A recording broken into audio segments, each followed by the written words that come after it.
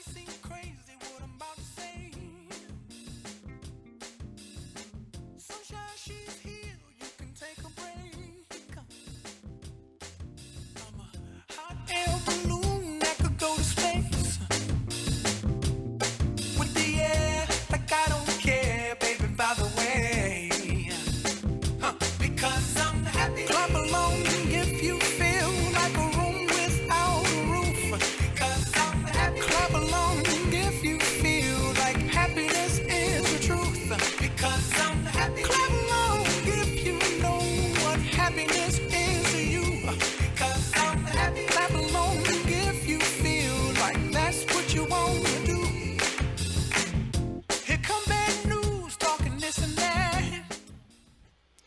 Alrighty, hey there, Heber City, Heber Valley, I guess I should say. Welcome to Mornings with Mike. Happy to be here again. I didn't get fired from our first show, so I'm still here. We're gonna a lot of fun stuff to talk about today. We've got State Representative Kraig Powell with us. He's going to talk to us about the Republican State Convention and a few of the things that went on there. Talk a little bit more about Count My Vote, what that means to us here in the state. And hopefully we can get to some Medicaid expansion issues so we know what's going on there with what the state is planning on doing and what we're trying to accomplish there. Couple of major news things going on right now. Apparently an oil tanker has rolled over in Parley's Canyon. Let's see, the entire westbound lanes, it looks like everything is shut down right now. There is a lot of oil leaking, 4,500 gallons of oil leaking across the road down into our precious water supply. That looks like it's going to be a big mess. I would probably recommend avoiding Parley's Canyon. They estimate, UHP estimates it's going to take about 5 hours to clear the crash and several more hours to clean all the oil off the road. So, not quite sure what they're going to do there, but I would steer clear of that area, at least for the morning hours. That's going to be difficult for everybody going to work in Salt Lake, but I don't know, maybe today you take the scenic route through Provo Canyon. Couple of local stories of interest that came up on the wire yesterday. We've got an interesting situation with two Wasatch High School students. Two Wasatch High School basketball players have been charged in connection with an incident that allegedly took place during a team bus trip. At least one of William Jackson Gordon and Jeffrey Lynn Murdoch's teammates described the incident as hazing during an interview with Wasatch County Sheriff's detectives. Gordon, 19, and Murdoch, 18, are not charged with hazing, though.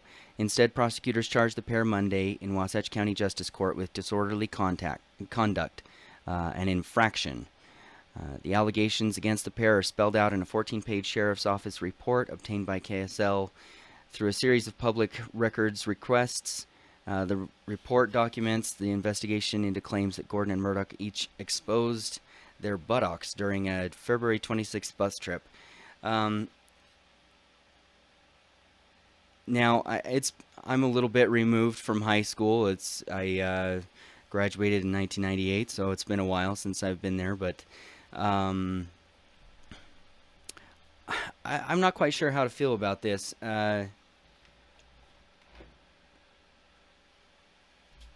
Kids do stupid things. I don't know, sometimes they do bad things. Sometimes they do things that are against the law. Sometimes they do things that hurt each other, hurt other people, I guess I should say. I don't know that this is really something that warrants, I don't know, criminal prosecution. they don't have a whole lot of details. They talk about how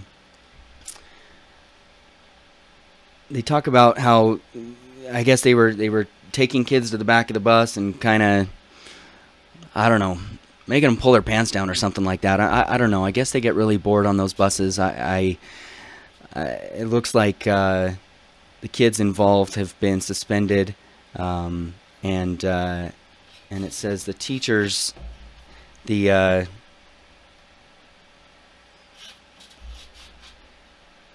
coach and his assistants have received reprimands from school administrators because they were on the bus at the time. But I don't know. I'm not sure that charges should have been filed. I don't know. I guess that I guess if someone had been injured, if someone had been overly persecuted or whatever, I guess, there is a line that gets crossed at times. But I mean, they talk to, in a lot of the interviews with the kids, they describe the incident as no big deal, all for fun. They thought nothing of it. One of the kids said that they felt awkward and weird about it. I don't know. It's an odd situation. I believe one of the students involved that was charged was the student body president, I think it said. Yeah,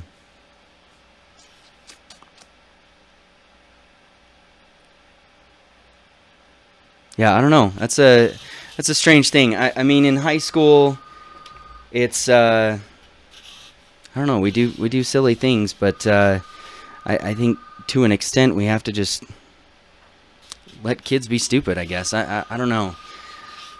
But if someone felt if someone felt overly persecuted or harmed, I can see why they need to put a stop to that. I think that could have been handled within the school. I think they could have received a suspension or something like that if they felt like that was necessary. But to send someone to court, it seems like it's maybe a little bit overboard. I don't know.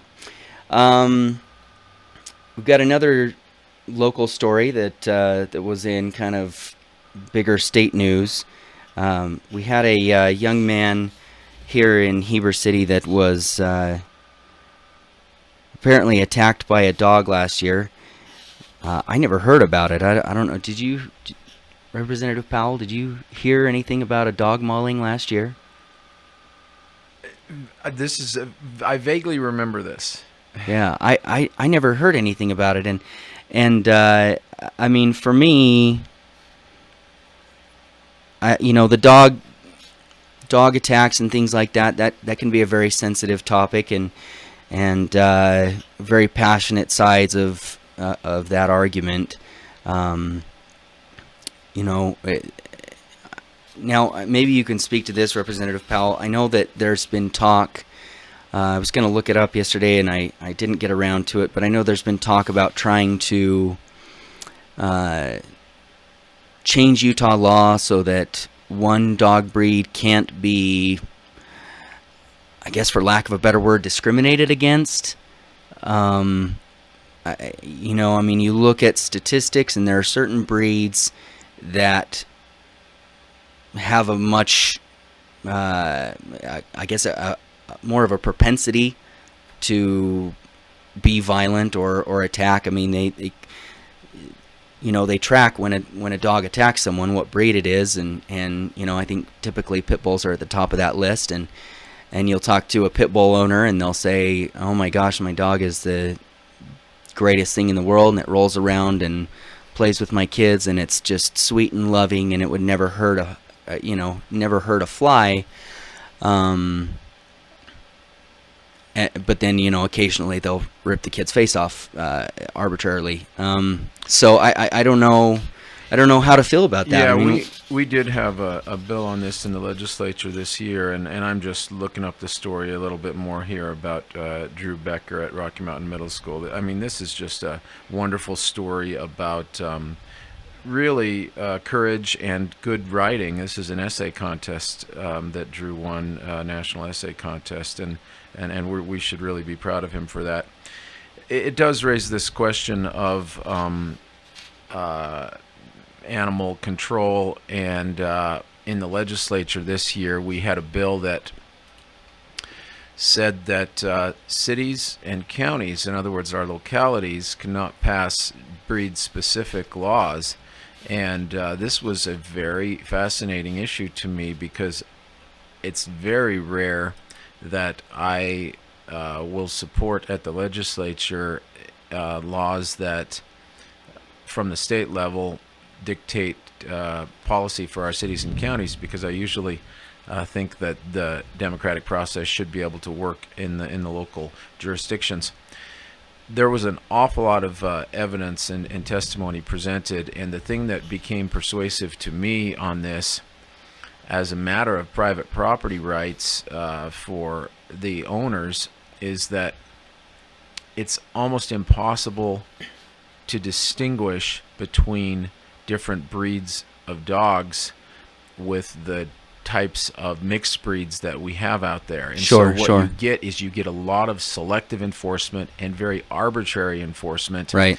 And who can own this dog versus this dog, because there are very few experts in society who can even tell you what breed a particular dog is. So this became, for me, a question of letting our cities and counties know that even though it may seem like they're helping the situation, they're actually making it worse, because there wouldn't be any way to enforce it. There's no feasible way to enforce a breed-specific ordinance at the local city and county level. Mm-hmm. So the bill was heavily debated and discussed, and I was originally against it, but I was persuaded for these reasons to vote for it, and it did pass. So that became law, yes. Wow. So now in Utah, if Heber City decided that they wanted to say, hey, we don't want pit bulls here, they can't do that. That's right.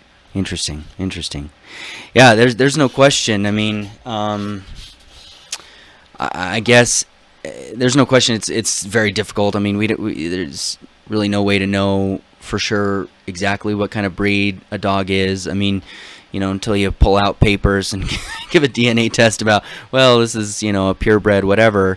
Most of the dogs I think out there are probably a mutt of some sort. Right. And I mean, the difference between a pit bull and a boxer and then all of the even recognized breeds of pit bull mixes and bull mastiffs, and there's all kinds of different things out there. So yeah, that makes sense. I mean, I guess what we're left with is prosecuting people who own dangerous dogs if that dog hurts somebody. You can pass laws that apply, and different cities could have different strictness of their laws about how people take care of their dogs, and what the punishments are, and what the procedures that they have to follow might be. Those things can all differ from city to city. You just can't say that because we think you own this particular type of dog, are subject to different laws than other dog owners, when next door there may be a dog that's much more dangerous. Right. That just happens to be a different mutt, as you described. Right. So, yeah. So I mean, I do think it's good though that owners are now held accountable. We've seen a number of those situations in different parts of the country where owners have been sent to jail for their pet harming somebody, and I think that's the only way we can really approach it is making sure that people understand that if they allow their dog to hurt somebody, they're going to be in trouble. I agree with you though. This story ultimately is about this young man. He was attacked. He got over it. He wrote this. He wrote this great. Let's see. Was it an essay? Yeah. About overcoming his fear, and I guess it was just a fantastic essay. I'll have to look it up and see if we can find a way to get a hold of it, or maybe even have him on the show one of these days I to think talk you about should. it. That would be great. Yeah. And then apparently Jackie Robinson's daughter Sharon, along with Scholastic, came and gave him an award or something like that. I guess the attack had given him 90 stitches, made him terribly afraid of dogs, and he wrote this great essay about how he overcame the fear, and looks like he won an iPad. Yeah, And, apparently cool the stuff. dog was his best friend's dog, so it's also about friendship. Right. Yeah, it's personally, I get a little nervous around large dogs. And it's kind of silly. I shouldn't be worried because probably there's probably less than 0.5% chance that a dog is ever going to hurt somebody. But we, as with everything, our news is so nationalized. We hear about every little thing that happens all the time, all over the country, all over the world, and we feel like it happened right next door to us, and so that scares us. And but I don't know, big dogs, they make me a little nervous. I'll be honest with you. And there have been a couple of times when I've been confronted with a dog that's large and growling and obviously angry, and or I don't know, obviously angry, but obviously aggressive, I guess, growling and snarling and stuff like that. And it's not a pleasant experience, because there's not much you can do. I mean, once a dog decides to go after you, a couple of years, well, this has been quite a while ago now, but I was in Salt Lake one day, and I pulled into a parking lot of a shopping complex or whatever, and I pull into a parking spot, and there weren't very many cars around me, and I see this golden retriever or golden lab or whatever running toward my car, and then 2 German shepherds come bounding out of the bushes after it. And I'm like, at first you couldn't quite tell for sure what was going on, if they were just running around together. And then all of a sudden, in the middle of this parking lot, the German shepherds caught up, and they just started tearing this dog up. I mean, just brutal, vicious. It was really bad. I mean, I was inside a vehicle. I was in an SUV. I kind of was like, well, what do I do here? I mean, this dog is being ripped to pieces, and I don't know quite how to handle it. And, I didn't really have, I started looking around for a weapon of some sort to get the dogs off of it. I was like, I don't have a tire iron or a baseball bat or anything. And so I drove over to the dogs to try to scare them away, and I honked at them and stuff. And that didn't do anything. That didn't stop them at all. But eventually what it did do was the lab or whatever it was able to crawl under my vehicle to get away from them. Wow. And so then I have these 2 German shepherds circling my car, trying to get at this poor dog. And it was a full-grown lab. I mean, it wasn't just a puppy or anything. So all the commotion, they're barking and snarling and everything, and the commotion brings other people finally around, and they see what's going on, and so they try to before the dog escaped, they try to pull these dogs off of the lab, and people got really into it. I mean, they were really worried because this dog, it was yelping and screaming, and there's starting to get blood all over the place, and there was nothing anyone could do. People were trying to pull him off, and people were hitting him with stuff, and people started kicking him, and people were going, and there was nothing you could do to stop these dogs. They were set on killing this other dog. Finally, like I said, the dog crawled under. Somebody who kind of had worked with dogs and knew what they were doing, they were able to kind of resolved it. You know, they got the dogs distracted, and then eventually we were able to get the dog out from underneath the car, and somebody picked it up and put it in their car and took it to a vet. You know, but and I, you know, people had called the police and stuff like that, but you know, once a dog decides to go after somebody, there's not much you can do to stop them. So yeah, it's just kind of an interesting thing. Thankfully, this young man was, you know, he survived his ordeal and came out of it stronger and better for it. And so anyway, that's a cool story.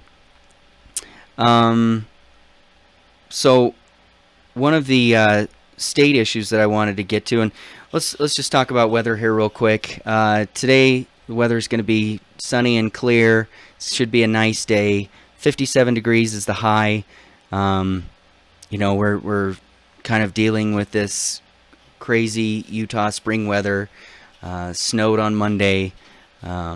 But you know, hopefully things will start to warm up a little bit. Not too fast. We need that snow to stay up in the mountains where it is for a little while longer. But should be a nice day. Low of 27. We're still way too cold to plant most stuff, which is normal for here. Thursday, sunny and 66 with a low of 30. Friday, sunny and 73. Saturday, sunny and 78. Looks like it's going to be a beautiful weekend. Clear. It'll be a little breezy on Sunday, looks like, with a high of 77. But should be a beautiful weekend, and so we'll have to enjoy that. One of the other news stories that I've been following a little bit is the state liquor license issue. Says that state liquor licenses could soon become high-priced commodities. A new Utah law that takes effect July 1st allows licenses to be bought and sold on the open market under certain conditions. This becomes real property, said State Alcoholic Beverage Control Commission member Jeff Wright. If I could have a value, it could have a value of $10,000 or $100,000 or $1 million, depending on who wants to pay for it. They said that this changes the market dynamically and drastically. Can you help us understand that a little bit, Representative Powell? What does this mean? What's going on with liquor licenses?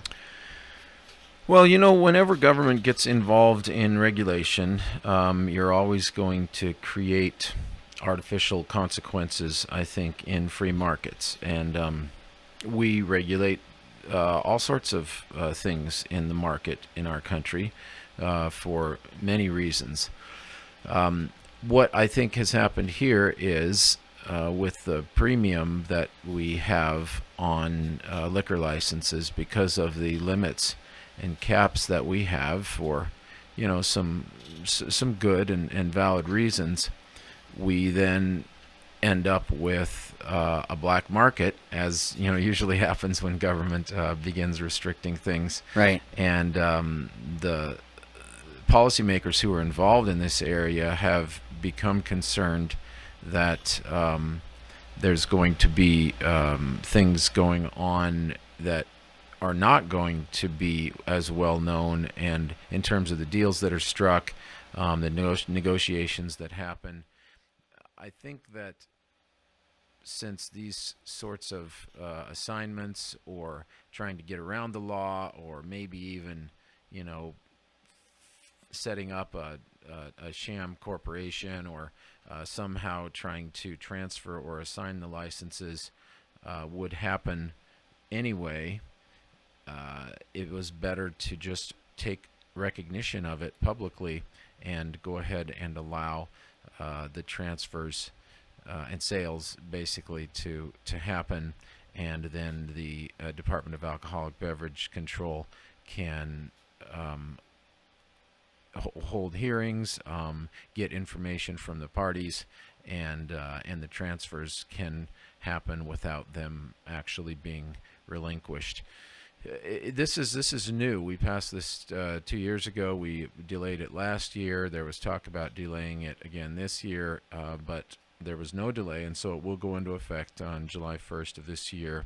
And I think we'll just see what happens to prices, whether the transfer goes smoothly, and if there are any negative consequences. It'll be kind of a test period, I think, here for the first little bit. Okay. So, I mean, in the past, getting a liquor license has just, it's involved a lot of, you had to jump through a lot of hoops. You had to do a lot of things to become qualified, correct? Yeah, I mean, it is. And has that changed? No, I don't think so. And basically, you're still going to have to meet all requirements, of course. The new holder will have to meet all requirements for a liquor licensee. And also the financial arrangements of what the transaction is being, the terms of the transaction will have to be disclosed. And any loans or any creditors will have to be disclosed. So it actually, I think, becomes a little bit a double check on if the licenses were available, which is, of course, they're not available, which is why they're being sold from person to person.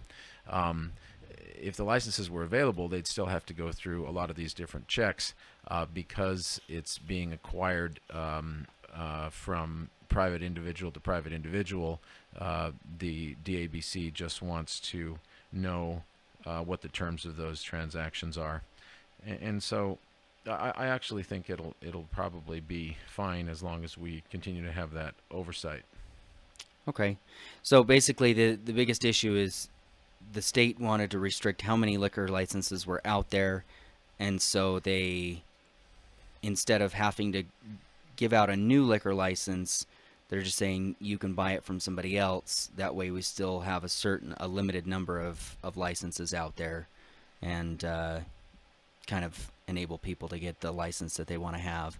Is that right? Yep, that's exactly right. And this is just an issue that will continue. Some legislation that I sponsored this year relates tangentially to this, because one of the reasons that we have restrictions that we do in restaurants is because there are not club licenses available. So there are really these two large categories. There's the private clubs, and then there's restaurants.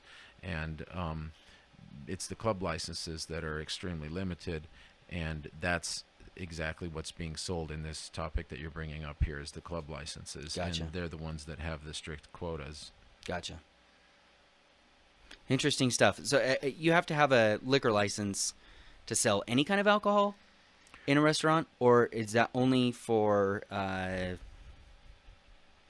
I guess, good question. Any kind of alcohol? I'm becoming yeah, I'm sure you've had to hear about it a lot. More familiar with this, of course, than I ever used to be. Yeah. There are liquor licenses, and then there are beer-only licenses. Right. And there are big differences, actually, between the two.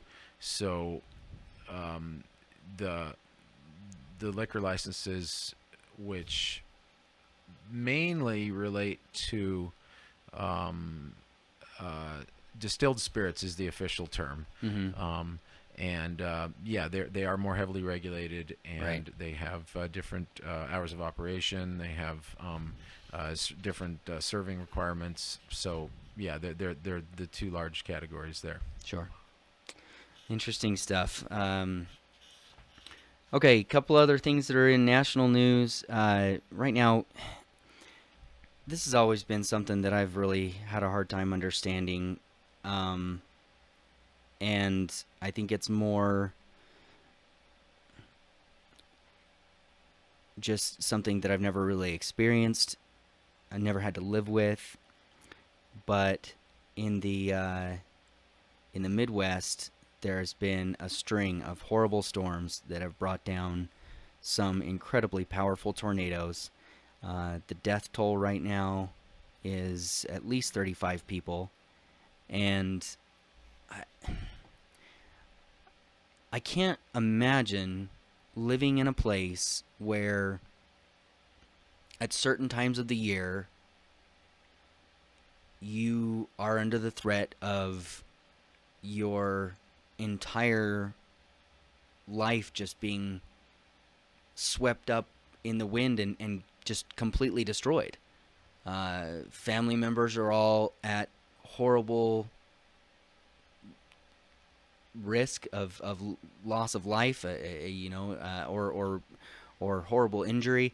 I can't wrap my head around this whole thing of living where tornadoes touch down on a regular Mike, basis. let me tell you, I do have experience with this. So I moved to Heber City from Tornado Alley. 5 years Really? that I spent in Peoria, Illinois. Wow. And just last year, actually about 6 months ago, very bad tornado in the Midwest that hit the Peoria area specifically a city called Washington, Illinois, which was just literally the neighboring suburb to where I lived in Illinois. And in fact, most of my church congregation was from this city. It was absolutely completely leveled. My wife and I had just visited. This was right about Halloween of this past year. My wife and I had just visited there the week before and met with a bunch of these people, and we came back home to Heber and then read in the news that this tornado had just hit. And we've seen pictures of corners and intersections that I know very well because I've shopped at those and there's stores, nothing and there. there's nothing there.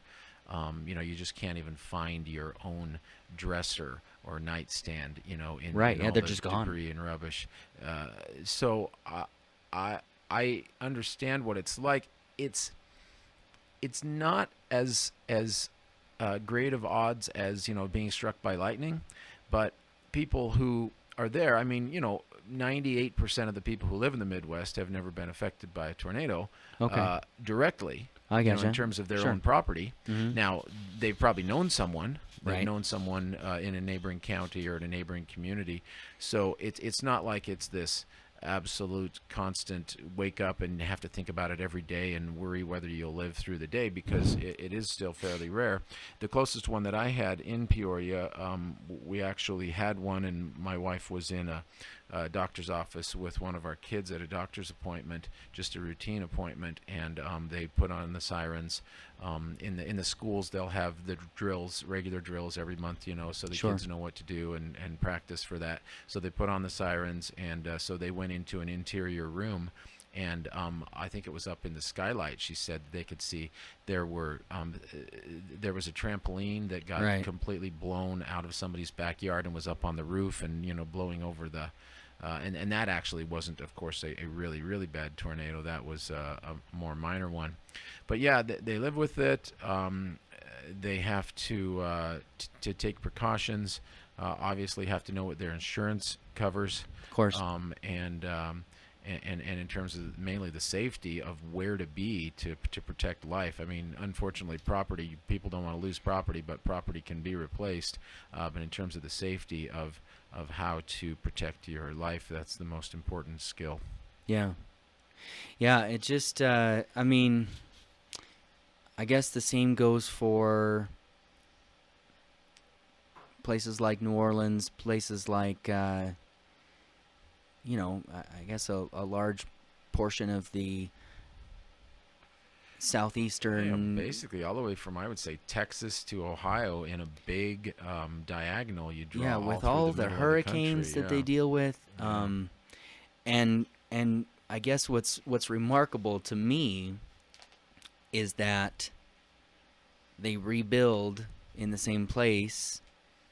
I kind of feel like, for me personally, if my house was flattened, I would say, all right, I don't want to be here anymore. Well, if it were like a mudslide where, you got to stay off of this hill, and instead if you build down there, you could understand a little bit more. But you really can't say that, we're not going to have anyone live in 2/3. It's probably about 2/3 of the United States that's subject to tornadoes. So is it really? Yeah. Wow. It really is. It's the entire midsection of the of the no country. no mountains, nothing Yeah. to really disrupt the Yeah. weather patterns and everything.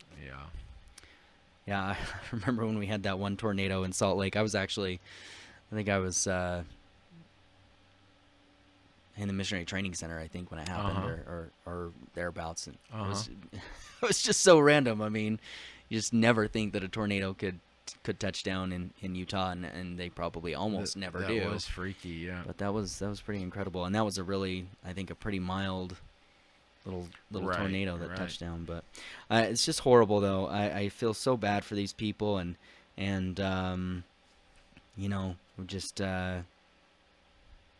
pray for them that they're done dealing with this. I mean, it's just you see the pictures of the damage that these tornadoes have done, and it's just I can't even wrap my mind around it. Well, you certainly realize what's important in life, and you also see the good in humanity come out as people help each other out in these situations. Right.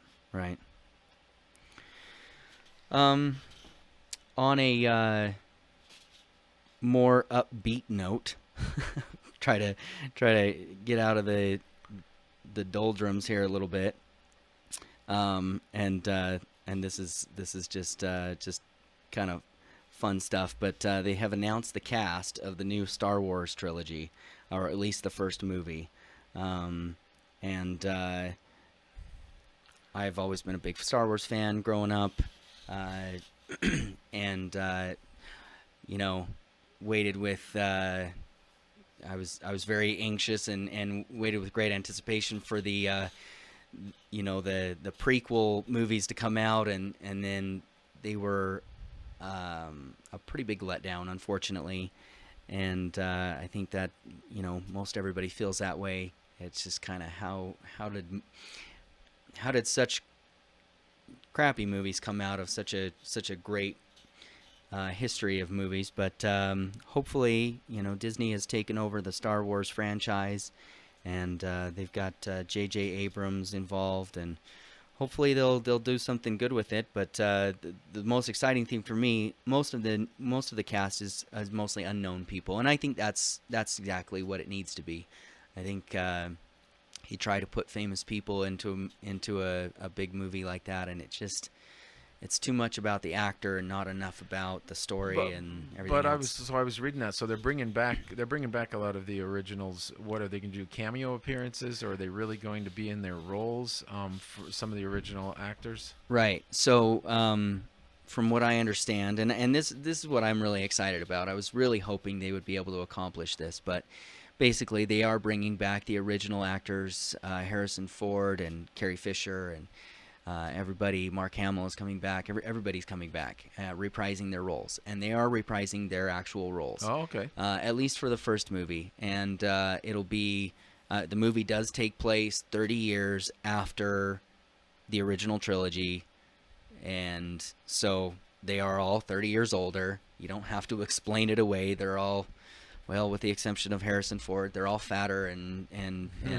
uglier and everything else. But Harrison Ford apparently doesn't age because he's like 70 something and he still looks like he's 50. But yeah, so I'm really excited. I think it'll be a good time. I'm what are we up optimistic. To? Three generations now, because Mike, even you see, my mom dropped me off almost 17 nights in a row. I watched the original Star Wars 17 times in a row, because you know, there's no VCRs, there's no other way to watch stuff. There's nothing else then. you could I remember it would have been what I guess was 1978ish. I'm gonna say, give or take. 77, I think, was the first show. And you know, she taught a class somewhere, or she was on her way somewhere, and so it was actually convenient. She just dropped me off. So like for this entire month, you know, I just say, oh yeah, drop me off. Oh yeah, just drop me off.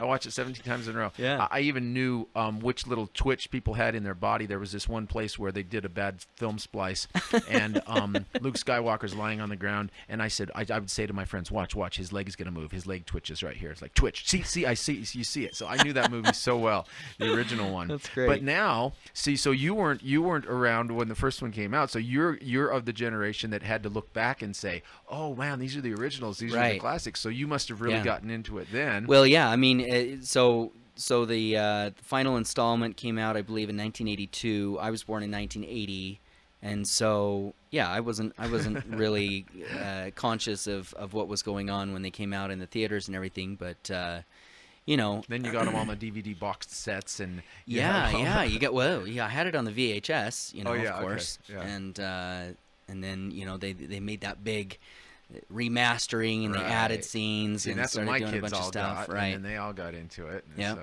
yeah. So it's been fun. It'll be fun to watch, and hopefully they do the original trilogy justice.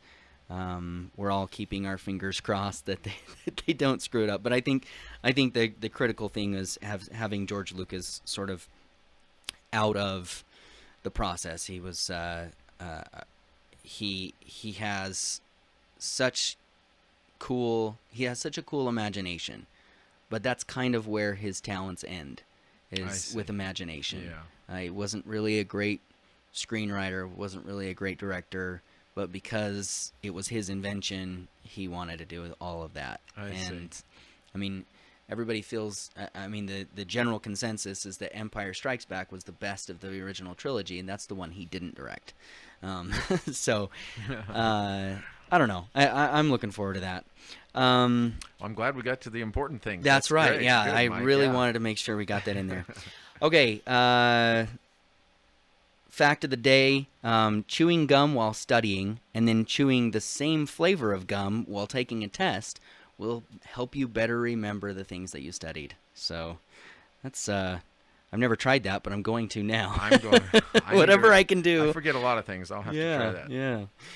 Okay, so tell us. Let's get to the Republican convention. What took place? How did it go? Was it successful? I mean, tell us the state of the Republican Party. Yeah, thanks for asking. A lot of people are not familiar with these events, and so let me just kind of describe. Once every 2 years, the political parties hold their state convention, and they serve a couple of important purposes. I mean, there are business that the party does, and deciding on platform and resolutions, and raising money and hearing from elected officials about the state of the state and that sort of thing, and those are all important. But this particular one, which is called the nominating convention, under Utah's unique caucus/convention process, is the way that we choose who will be on the ballot as the Republican or the Democratic nominee.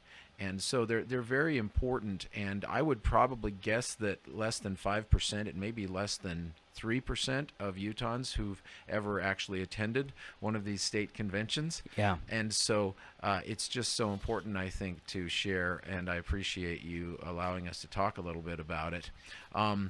We had, because this is not a presidential election year, this is what we call the midterm election, Right. in between the presidential election years. We did not have a governor. Governor Herbert's in the middle of his term.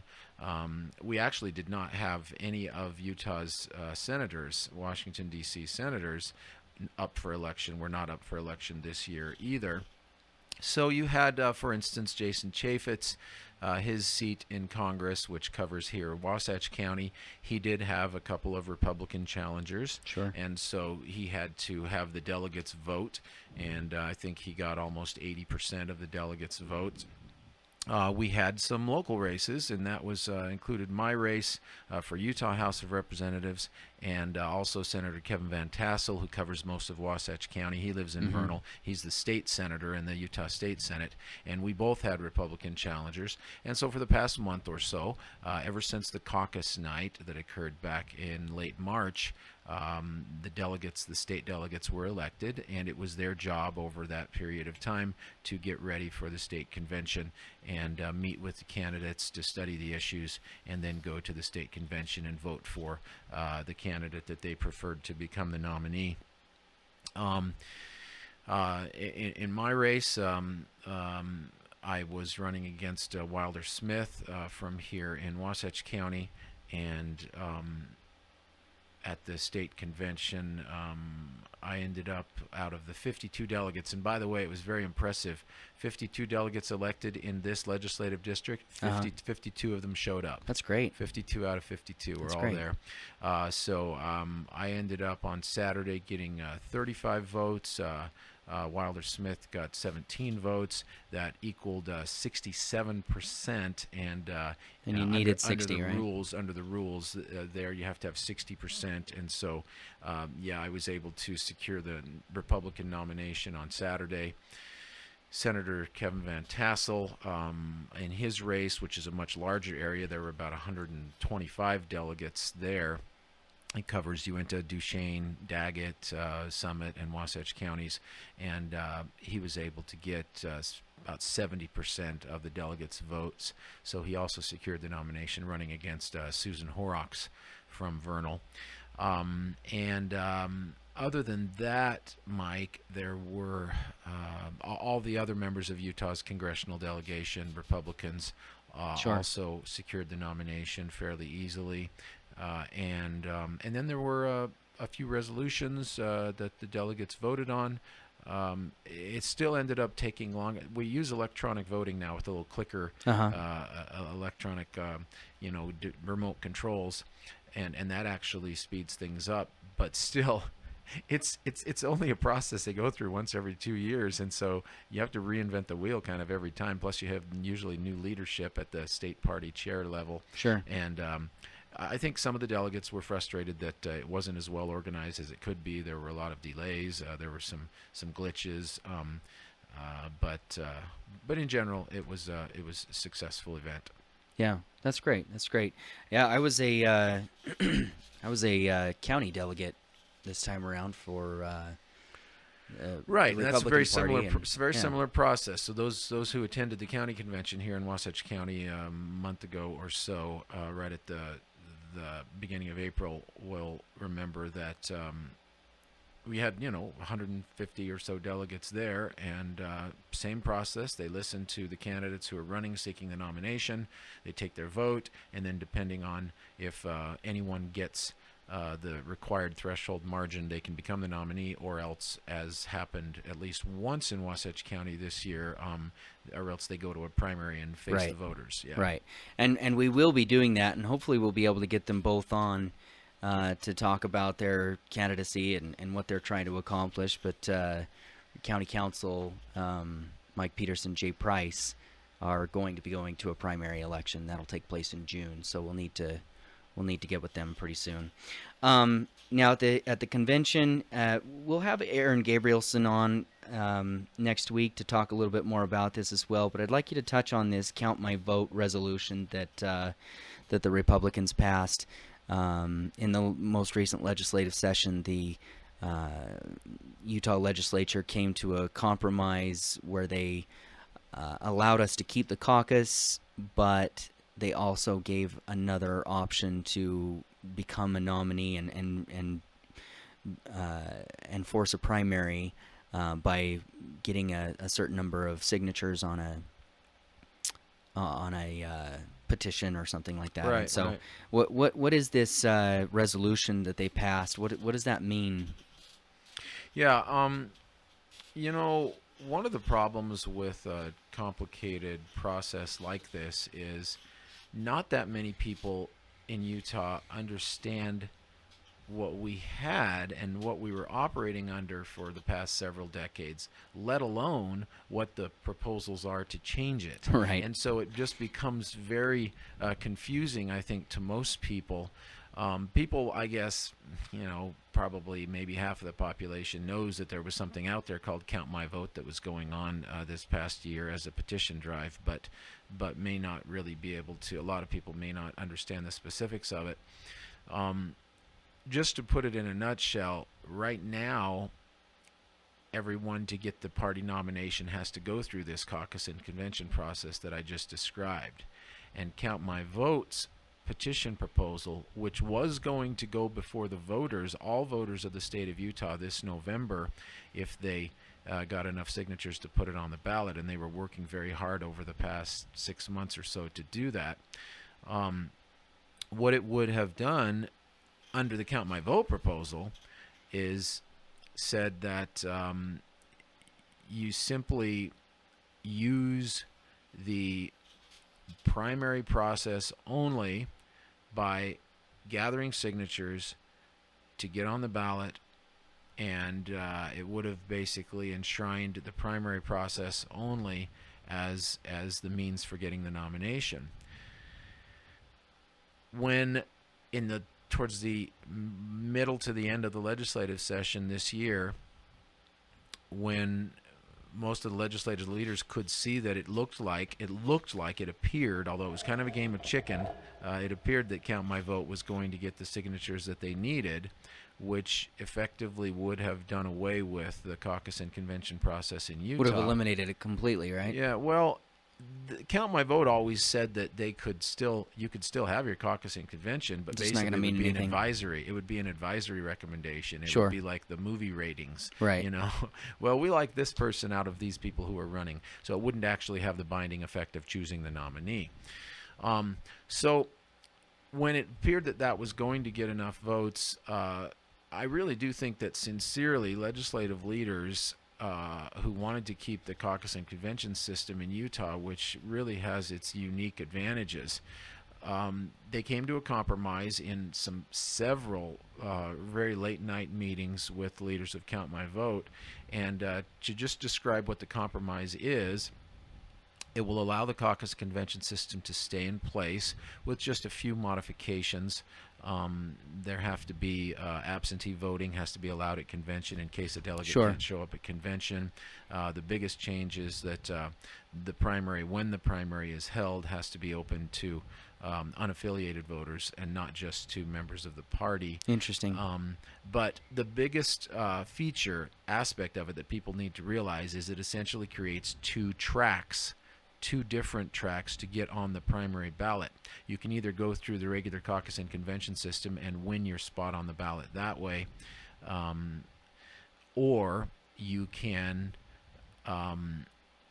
gather signatures. And just to give an example, for instance, in my legislative district, which covers Park City, let's say covers basically Park City city limits and all of Wasatch County, about 37,000 voters, sorry, 37,000 population, I would have to gather 1,000 signatures. Somebody running in this legislative district would have to gather 1,000 signatures. For a state senate district, it's actually 2,000. And for somebody who wants to run for governor, attorney general, United States senator as a statewide race, it's 28,000 is the number. If they gather those signatures and they're qualified, they appear on the primary ballot of that party automatically, which means it forces a primary, which, by the way, in Utah is rare. Sure. More than yeah, 80, we don't have very many 80%, primaries here. More than 80% of candidates in Utah never face a primary. And that would automatically force a primary. Now, the person who went through the caucus and convention system does qualify to appear on that primary ballot, and they can also be kind of touted or publicized, of course, as the person who went through the traditional process. I don't know if that's going to be a liability or an advantage for the candidates, you know. The Republican Party likes this guy. Yeah, but that would be the difference. Now, the resolution that was passed at the convention was essentially to oppose this change. The party, of course, in its kind of its institutional integrity, says we are a private organization and government should not be able to dictate in any form or fashion how we operate our private organization and how we choose our nominees for our private organization. And by the legislature getting involved and mandating this process by which we will have to place on our primary ballot somebody who doesn't go through our caucus and convention process, somebody who just goes out in society and gathers signatures, that is a violation, according to this resolution, that is a violation of our freedom of speech, our freedom of association, freedom of expression under the First Amendment. And they have hired an attorney. The Utah Republican Party has hired an attorney or attorneys who will be pushing this argument. And the resolution was passed quite overwhelmingly. It was a voice vote, so we don't know exactly what the count was out of the 4,000 delegates who were there, but there were not many who spoke in opposition or said no when the vote came up. And so it's going to be very interesting. It appears to me that there will be a lawsuit, and it will the new procedure doesn't take effect until the 2016 elections. So there's time to get through a lawsuit and see. There's also a couple of legislative sessions between now and then as well, if you think about it. The 2015, 2016 legislative sessions, Right. The law could be changed. There could be additional compromises. The winds of public opinion could shift one way or another, and Sure. so we end up going back and amending the law, or the courts may just decide it. It's going to be a fascinating time period. Yeah. It's a large topic, and we'll definitely be talking a lot more about that in the coming weeks. We're getting close to the end of our time, and I feel bad that I'm still trying to get this all figured out. We've had a and great figure show. out how to, Mike, no, don't it's been a feel lot of bad. fun. I do want you to touch just briefly on this Medicaid expansion. Now, if my listeners don't know my profession, I do life and health insurance, and so that means for the last 8 months, my life has been nothing but dealing with the Affordable Care Act, or otherwise known as Obamacare. And a huge part of that has been dealing with the fact that Utah did not expand Medicaid.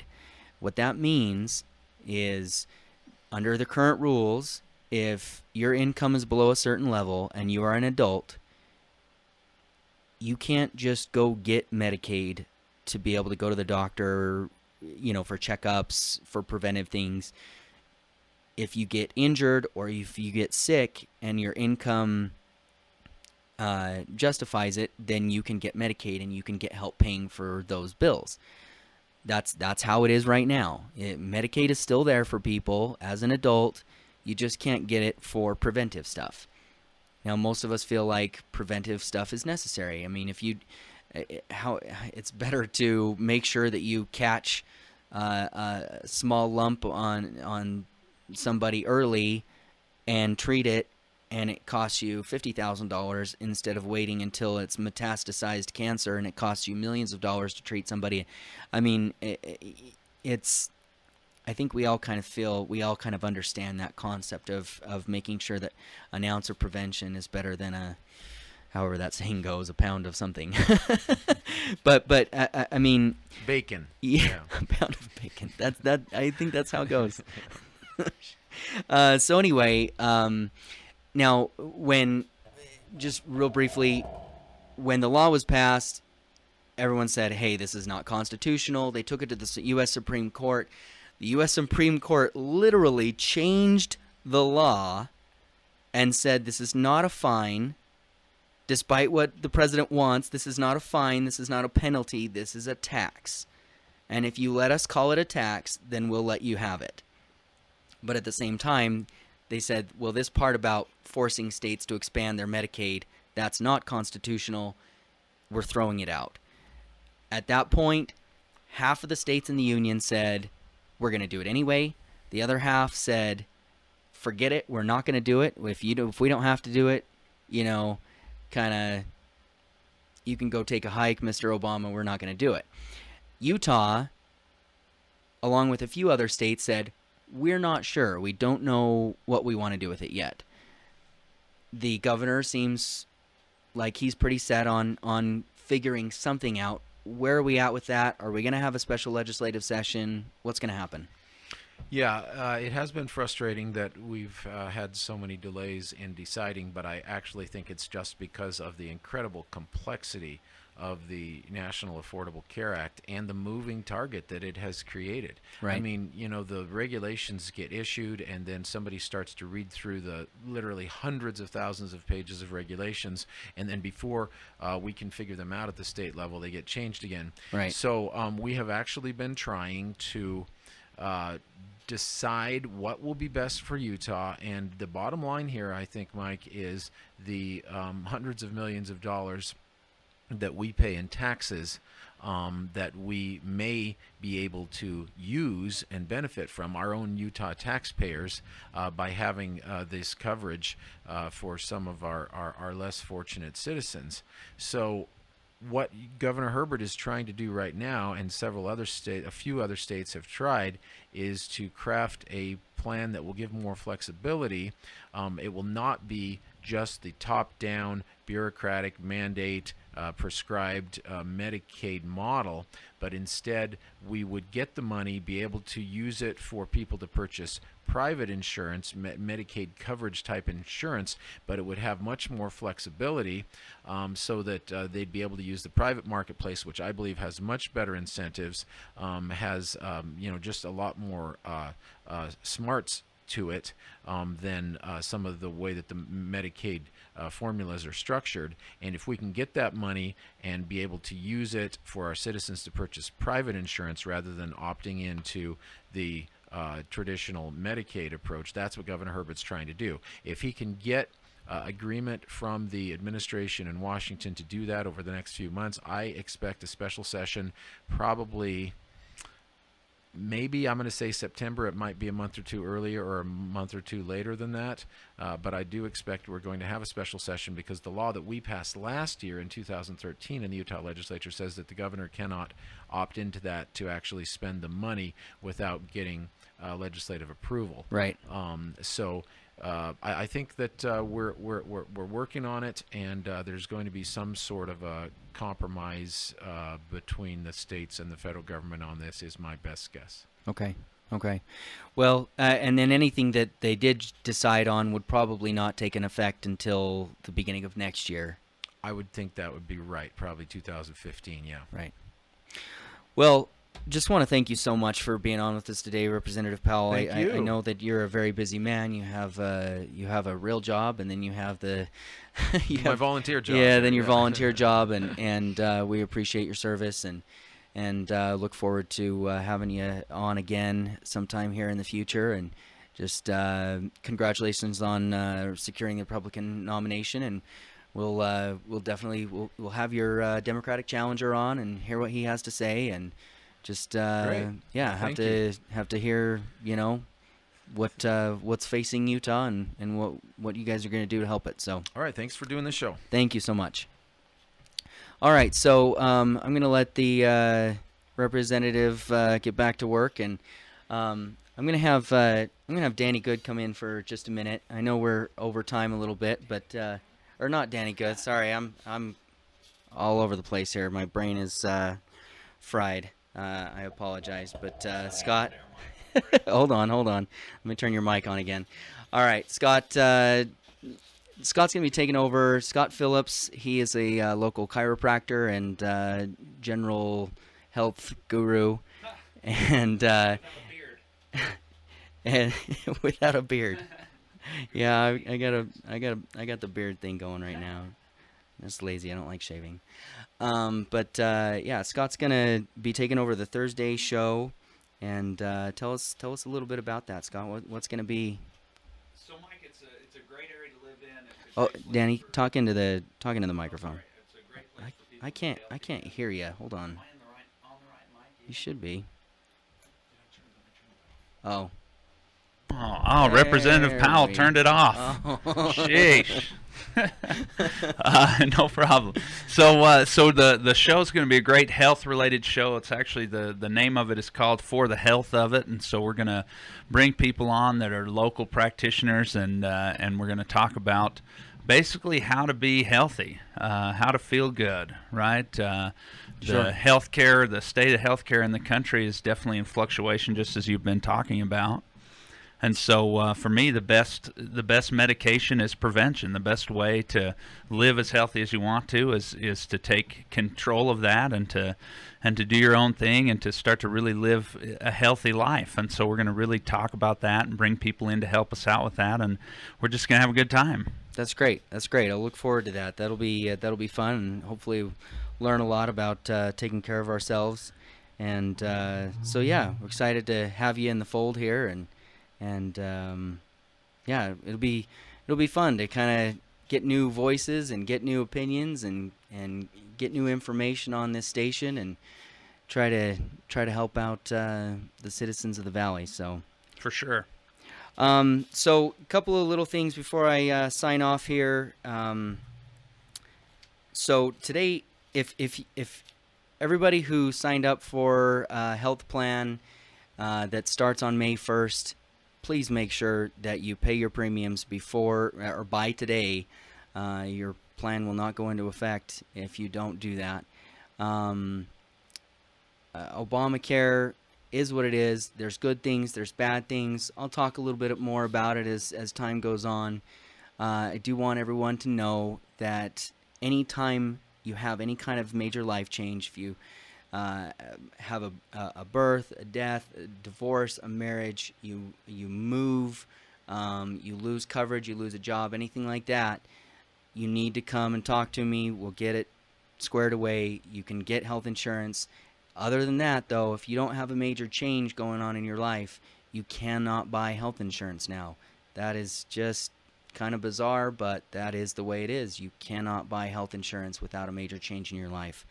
But if you've tried to apply and it hasn't worked, there still may be things that we can do to help. That website is horribly complicated. On the surface, it doesn't seem like it is. It functions now, but it doesn't really work, if that makes any sense at all. But please come talk to me. My name is Michael Hewlett.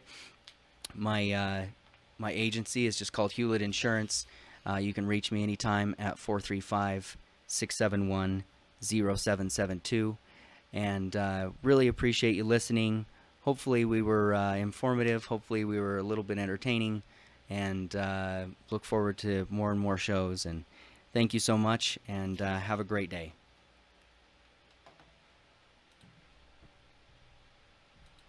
It's the grand opening of Carl Malone Chrysler Dodge Jeep Ram in Heber City. That's right, Carl Malone has just bought Spencer Auto Sales in Heber City. New management, new ownership, new massive inventory. Chryslers, Dodges, Jeeps, and Rams, just $88 down, $88 a month. Can't find what you're looking for in our massive inventory? We'll find it for you. The mailman always delivers. Right now, during 2014 Ram Truck Month, drive away in your favorite model with just $88 down, $88 a month. Good credits, bad credits, no credit at all. Carl Malone has the buying power to get you approved. Don't miss the grand opening happening now at Carl Malone Chrysler Dodge Jeep Ram, 46 East, 200 South in Heber City, or click MaloneHeber.com. Come welcome Carl to the neighborhood. Example 2013 Dodge Dart, 3 payments of $88, 57 payments of $399 at 3.99% APR with $88 down, plus tax, tag, title, and dock fee.